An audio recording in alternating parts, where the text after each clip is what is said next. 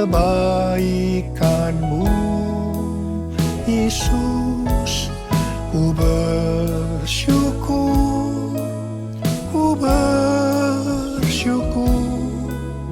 atas kasih setia-Mu, atas kasih setia-Mu. Shalom semuanya. Pada tanggal 4 September 2024, gereja kita GBI Jalan Jenderal Gatot Subroto berumur 36 tahun. Haleluya! Dimulai dari kebaktian perdana kita pada tanggal 4 September 1988 di Gedung Karsa Pemuda Senayan, Jakarta, dengan jemaat sekitar 400 orang. Sekarang sudah berkembang menjadi sekitar 1.100 gereja dengan jemaat lebih dari 300.000 orang, baik di dalam maupun di luar negeri. DNA gereja kita adalah restorasi Pondok Daud. Kisah Para Rasul 15 ayat 15-18 berkata, hal itu sesuai dengan ucapan-ucapan para nabi seperti yang tertulis, kemudian aku akan kembali dan membangunkan kembali Pondok Daud yang telah roboh. Dan reruntuhannya akan kubangun kembali dan akan kuteguhkan, supaya semua orang lain mencari Tuhan dan segala bangsa yang tidak mengenal Allah yang kusebut milikku. Demikianlah firman Tuhan yang melakukan semuanya ini, yang telah diketahui dari sejak semula.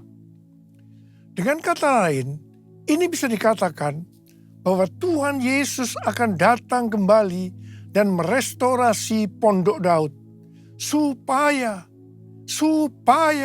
terjadi penuaian jiwa besar-besaran. Ini tidak berarti bahwa setelah Tuhan Yesus datang kembali baru terjadi restorasi Pondok Daud. Tetapi restorasi Pondok Daud telah dimulai, dan pada saat Tuhan Yesus datang kembali, restorasi Pondok Daud selesai secara sempurna. Apa yang dimaksudkan dengan Pondok Daud? Pondok Daud adalah pondok atau kemah, bukan bangunan permanen yang dibuat oleh Daud. Di dalamnya ada tabut Allah. Di sekitar tabut Allah ada orang yang berdoa, memuji, dan menyembah Tuhan. Jumlah pemuji 288 orang. Dan tiap-tiap regu yang bertugas sebanyak 12 orang. Kalau 288 orang dibagi 12 menjadi 24. Sesuai dengan 1 Tawari 9 ayat 33. Diperkirakan selama 24 jam, siang dan malam, mereka bergantian tiap jam berdoa, memuji, dan menyembah Tuhan. Jadi, Pondok Daud ini berbicara tentang doa, pujian, dan penyembahan bersama-sama dalam unity siang dan malam. Setelah umur gereja kita memasuki usia 25 tahun, Tuhan menambahkan pengertian tentang restorasi Pondok Daud, yaitu prajurit-prajurit Tuhan yang gagah perkasa, yang mempunyai gaya hidup berdoa, memuji, dan menyembah Tuhan bersama-sama dalam unity siang dan malam, dan yang melakukan kehendak Tuhan pada zaman ini. Restorasi Pondok Daud akan mengakibatkan penuaian jiwa yang terbesar dan yang terakhir sebelum Tuhan Yesus datang kembali.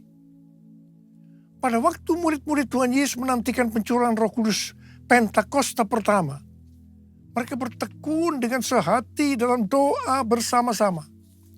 Ini bisa diartikan mereka berdoa, memuji, dan menyembah Tuhan dalam unity siang dan malam. Ini prinsip restorasi Pondok Daud. Ini prinsip menara doa. Setelah Roh Kudus Pentakosta pertama turun, maka mereka dipakai untuk menyelesaikan amanat agung. Sejak 36 tahun yang lalu, gereja kita DNA-nya adalah restorasi Pondok Daud. Kita tidak pernah mengira ini untuk mempersiapkan pencurahan Roh Kudus Pentakosta yang ketiga. Sekarang Pentakosta yang ketiga sudah turun. Kita merasakan bahwa pencurahan Roh Kudus Pentakosta ketiga lebih dahsyat.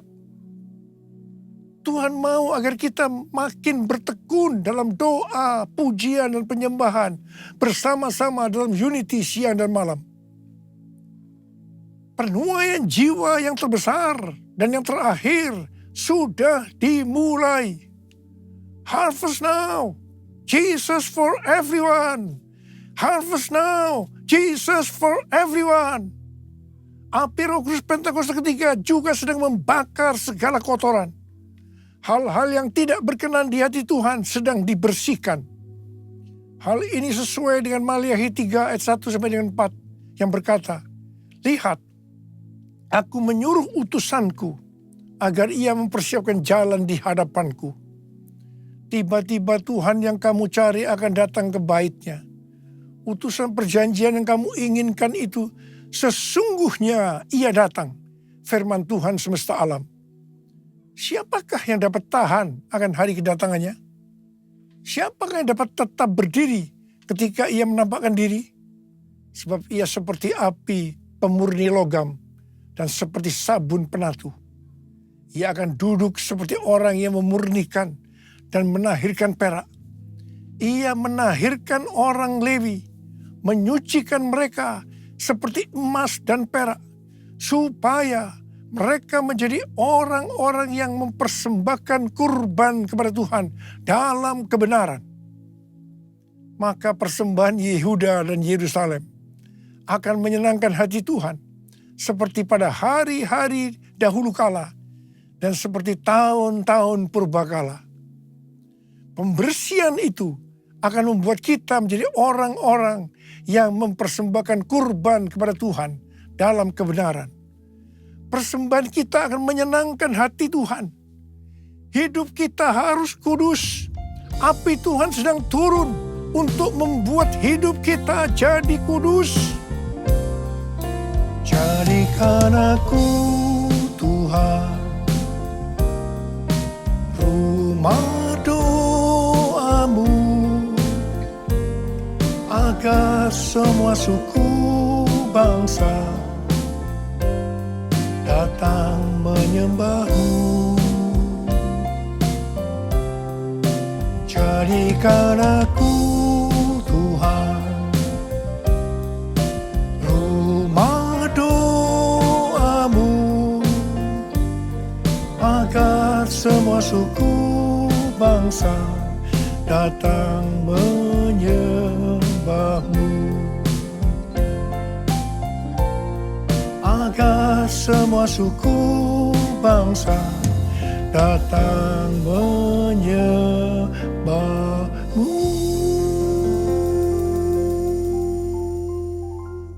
Perjalanan rohani kita sampai dengan tahun 2033 untuk menyelesaikan amanat agung bisa digambarkan seperti perjalanan bangsa Israel memasuki tanah Kanaan atau tanah perjanjian di bawah pimpinan Yosua. Yosua 3 ayat 4 berkata bahwa perjalanan ini akan melalui jalan yang belum pernah dilalui sebelumnya. Perjalanan ini akan dipimpin oleh tabut Allah. Supaya tahu tuntunan tabut Allah, maka harus ada jarak sekitar 2000 hasta, sekitar 914 meter. Perjalanan kita untuk menyelesaikan amanat agung dan memasuki tahun 2033 akan melalui jalan yang belum pernah kita lalui sebelumnya. Karena itu perjalanan ini akan dipimpin oleh Roh Kudus. Supaya kita tahu pimpinan Roh Kudus, maka kita harus banyak berdoa, memuji dan menyembah Tuhan dalam unity siang dan malam. Hidup kita harus kudus. Tanpa kekudusan kita tidak akan melihat Tuhan. Tanpa kekudusan kita tidak akan mengerti tuntunan Roh Kudus. Yang percaya katakan amin. Tuhan memberikan tuntunan kepada kita seperti yang ditulis dalam Yesaya 43 ayat 18 sampai dengan 21. Janganlah mengingat-ingat hal-hal yang dahulu. Janganlah memperhatikan hal-hal yang dari zaman purbakala. Lihat, aku hendak membuat sesuatu yang baru, yang sekarang sudah tumbuh. Belumkah kamu mengetahuinya? Ya, aku hendak membuat jalan di padang gurun, dan sungai-sungai di padang belantara. Binatang liar akan memuliakan aku, serigala dan burung unta, sebab aku membuat air memancar di padang gurun, dan sungai-sungai di padang belantara, untuk memberi minum umat pilihanku. Umat yang kubentuk bagiku akan memberitakan kemasyuranku. Di sini Tuhan memberikan kepada kita pengertian sebagai berikut. Cara-cara yang dipakai sekarang menuju tahun 2033 tidak sama dengan yang dipakai di zaman dulu. Sebenarnya Tuhan sudah menunjukkan kepada kita caranya. Hanya kita belum mengerti sepenuhnya. Membuat jalan di padang gurun dan sungai di padang belantara pada zaman itu merupakan sesuatu yang mustahil dapat dilakukan. Mungkin kita menganggap cara-cara yang dipakai sekarang ini tidak mungkin dilakukan. Tetapi bagi Tuhan tidak ada yang mustahil. Yang percaya katakan amin. Tuhan akan membuat air memancar di padang gurun dan di padang belantara. Jadi di tengah-tengah kegelapan yang menutupi bumi dan kekelaman menutupi bangsa-bangsa, justru Tuhan akan mencurahkan Roh Kudus-Nya yang akan memenuhi umat pilihannya. Ini akan membuat semua bersuka cita dan umat Tuhan akan memberitakan kemasyuran Tuhan. Umat pilihannya akan menyelesaikan amanat agung. Haleluya! Untuk menyelesaikan amanat agung sampai dengan tahun 2033, kita harus memfokuskan diri kepada 3 hal. Yaitu yang pertama, tahun 2033. Yang kedua, harvest now. Yang ketiga, Jesus for everyone. Jesus for everyone. Jesus for everyone. Jesus for everyone. Jesus for everyone. Jesus for everyone. Jesus for everyone. Jesus for everyone. Jesus for everyone. Haleluya. Tanggal 3 sampai dengan 5 Juli 2024 di SICC diadakan konferensi Everyone Asia, Reaching Every Person on Earth. 6 generasi semua hadir, yaitu generasi silent, baby boomer, X, Y atau milenial, Z, dan generasi alpha. Saya waktu itu bertanya-tanya kepada Tuhan, Tuhan, bagaimana cara untuk membuat mereka semua dapat mengerti pesan-pesan Tuhan? Karena umur mereka dari di bawah 15 tahun sampai dengan di atas 80 tahun. Saya bertanya-tanya kepada Tuhan berulang-ulang. Dan akhirnya Tuhan berkata kepada saya, itu bukan urusanmu, tetapi bagianmu melakukan yang aku suruh kepadamu. Saya jawab, ya Tuhan. Tetapi saya terus berpikir, bagaimana supaya menyatukan mereka? Terakhir, baru saya diberikan pengertian bahwa yang menyatukan mereka adalah doa, pujian, dan penyembahan bersama-sama dalam unity siang dan malam. Haleluya! Sesuai dengan yang tertulis dalam Yesaya 60 ayat 1 sampai dengan 7. Yang mengatakan bahwa sebab sesungguhnya kegelapan menutupi bumi dan kekelaman menutupi bangsa-bangsa. Tetapi terang Tuhan terbit atasmu, dan kemuliaannya menjadi nyata atasmu. Sebab itu bangkitlah, menjadi teranglah, sebab terangmu datang dan kemuliaan Tuhan terbit atasmu. Kalau kita bangkit dan menjadi terang, maka bangsa-bangsa dan raja-raja datang kepada terang yang terbit atas kita. Artinya akan terjadi penuaian jiwa secara global. Harap diperhatikan bahwa kalau kita dipakai oleh Tuhan untuk memenangkan jiwa bagi Tuhan, itu bukan karena kita hebat, tetapi karena pengurapan Tuhan yang turun ke atas kita. Demikian pula kalau kita diberkati berlimpah-limpah, itu bukan karena prestasi kita, bukan karena kehebatan kita, tetapi semua karena kemurahan Tuhan. Hal yang kedua, kalau kita mau bangkit dan menjadi terang, kita akan tercengang dan akan berbesar hati. Sebab kelimpahan dari seberang laut akan beralih kepada kita. Dan kekayaan bangsa-bangsa akan berpindah kepada kita. Yang percaya katakan amin. Harap diperhatikan. Kalau kita diberkati oleh Tuhan dalam hal materi, itu bukan hanya untuk kepentingan pribadi kita, tetapi yang lebih penting adalah untuk dipakai menyelesaikan amanat agung. Ini sesuai dengan Yesaya 60 ayat 7 yang berkata, segala kambing domba Kedar akan berhimpun kepadamu. Domba-domba jantan Nebayot akan tersedia untuk ibadahmu. Semuanya akan dipersembahkan di atas mezbahku sebagai korban yang berkenan kepadaku. Dan aku akan menyemarakkan rumah kemuliaanku. Bangkitlah, terangmu sudah datang. Bangkitlah, terangmu sudah datang. Kemuliaan Tuhan telah terbit. Kemuliaan Tuhan telah datang. Kemuliaan Tuhan telah terbit atasmu, atasmu, atasku. Bangkit dan jadi teranglah, artinya kita harus berbuah. Tuhan Yesus berkata dalam Yohanes 15 ayat 1-2, akulah pokok anggur yang benar, dan Bapakulah tukang kebunnya. Setiap carang padaku yang tidak berbuah dipotongnya, dan setiap carang yang berbuah dibersihkannya, supaya ia lebih banyak berbuah. Carang yang tidak berbuah dipotong, jatuh ke tanah, menjadi kering, kemudian dikumpulkan orang, dan dicampakkan ke dalam api, lalu dibakar. Jadi, kalau kita tidak berbuah, akibatnya akan dimasukkan ke dalam api neraka. Jangan sampai tidak berbuah.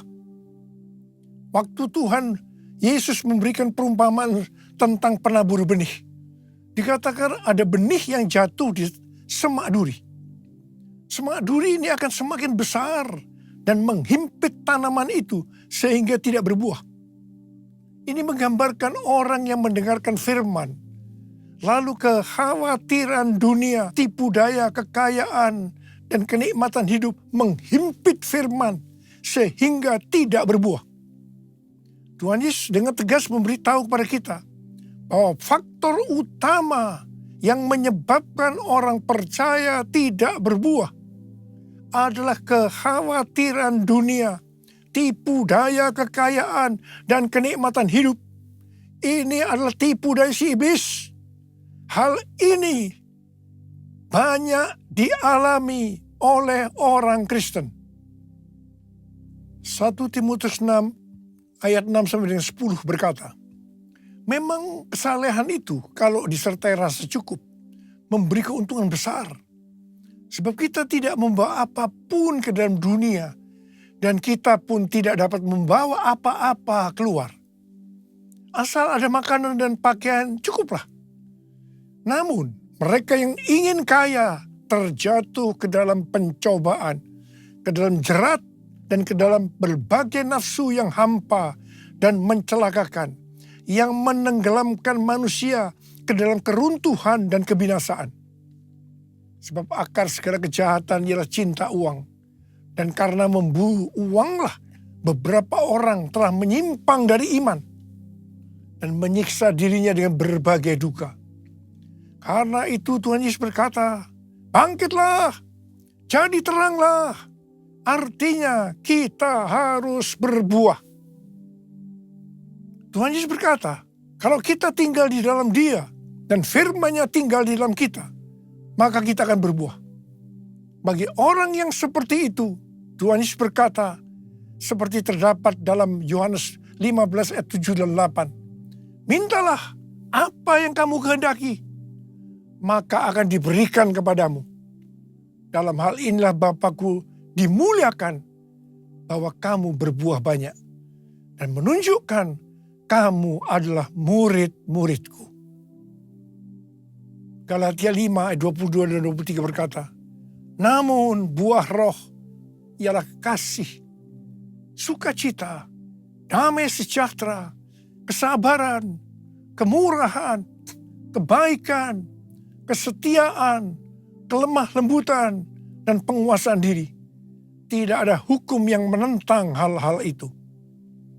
Kembali kepada pesan Tuhan Yesus tentang cara yang berbuah akan terus dibersihkan supaya lebih banyak berbuah. Ini berarti kita yang berbuah akan terus dibersihkan, mengalami proses pemurnian terus-menerus, sehingga akan bertambah kudus dan menjadi serupa dengan gambar Yesus. Sehingga pada saat Dia datang menjemput kita di awan-awan, kita akan mendengar nama kita dipanggil, dan selanjutnya kita akan bersama-sama dengan Tuhan Yesus selama-lamanya. Mari angkat tangan kita, katakan bersama saya, dengar Dia panggil nama saya, dengar Dia panggil namamu, dengar Dia panggil nama saya, juga Dia panggil namamu. Saudara, kalau kita dengar nama kita dipanggil, kita akan menjawab apa? Ku jawab ya, ya, ya. Ku jawab ya, ya, ya. Ku jawab ya Tuhan, ku jawab ya Tuhan. Ku jawab ya, ya, ya. Ku jawab ya Tuhan, ku jawab ya Tuhan. Ku jawab ya, ya, ya.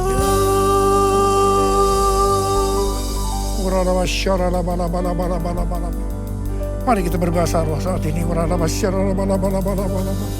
Oh ya, berdoa Tuhan, berdoa buat anak-anak-Mu, curahkan pengurapan-Mu saat ini. Berikan kami kuasa untuk menyelesaikan amanat agung. Berikan kami kuasa untuk menyelesaikan amanat agung. Terima pengurapan Tuhan. Terima. Jesus for everyone. Jesus for everyone. Jesus for everyone. Jesus for everyone. Jesus for everyone. Jesus for everyone. Jesus for everyone. Jesus for everyone. Jesus for everyone. Jesus for everyone. Jesus for everyone. Haleluya.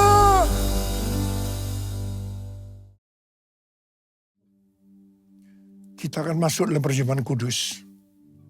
Kita akan mengingat ayat ini. Sebab setiap kali kamu makan roti ini dan minum cawan ini, kamu memberitakan kematian Tuhan sampai Ia datang. Perjamuan kudus adalah perjamuan Tuhan Yesus sendiri.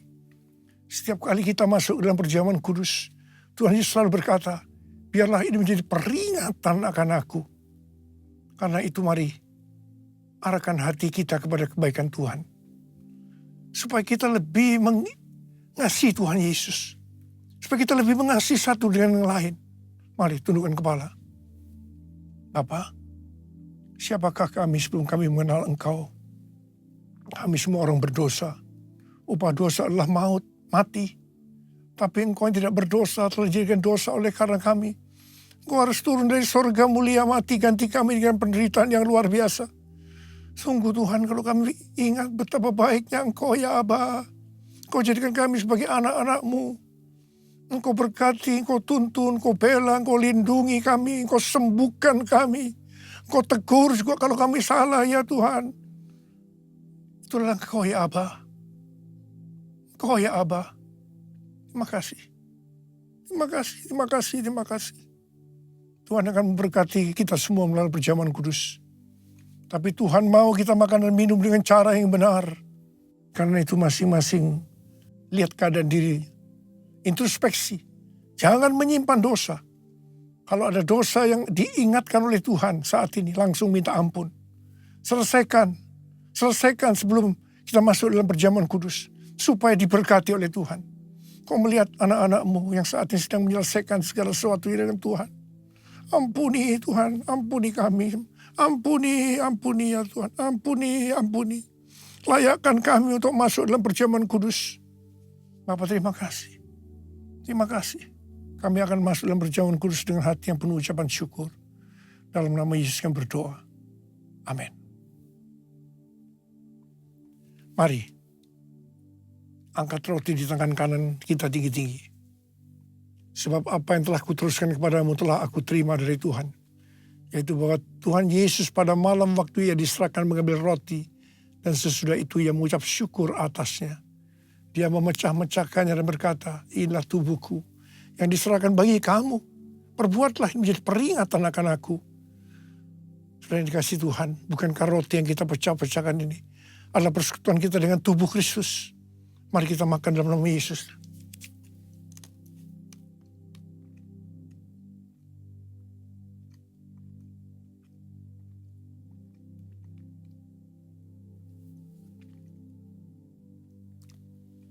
Angkat cawan di tangan kanan kita tinggi-tinggi. Mungkin juga ia mengambil cawan sesudah makan lalu berkata, cawan ini adalah perjanjian baru yang dimeteraikan oleh darahku. Perbuatlah ini. Setiap kali kamu meminumnya menjadi peringatan akan aku. Sudah dikasih Tuhan. Bukankah cawan pengucapan syukur yang atasnya kita ucapkan syukur adalah persekutuan kita dengan darah Yesus. Mari kita minum dalam nama Yesus.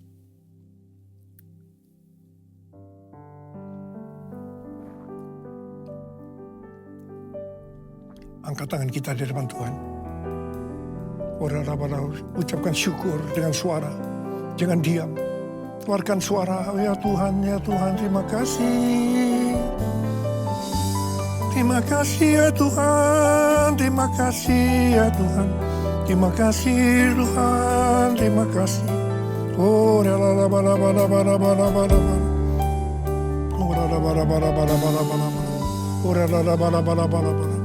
Oh, raba-raba kau melihat Tuhan anak-anakmu. Angkat tangan saudara. Ya Tuhan. Mereka membutuhkan jamahan Tuhan saat ini. Jamah anak-anakmu. Jamah anak-anakmu satu persatu ya. Jamah. Saat ini kau sedang menyembuhkan yang sakit. Sedang membebaskan yang terikat. Kau menghibur yang susah. Kau menguatkan yang lemah. Kau memberikan pengharapan yang baru. Bagi yang mereka datang dengan keadaan putus pengharapan. Terima kesembuhan, terima.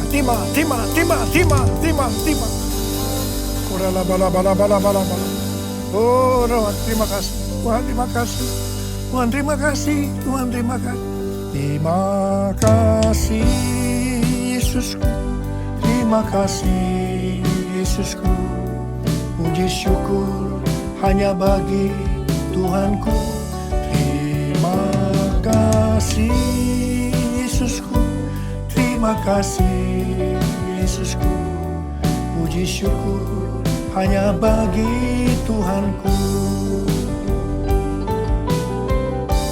Terima kasih Yesusku, terima kasih Yesusku, puji syukur hanya bagi Tuhanku.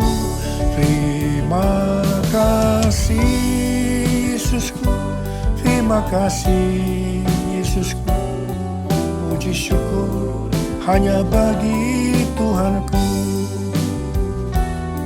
Puji syukur hanya bagi Tuhanku. Puji syukur hanya bagi Tuhanku.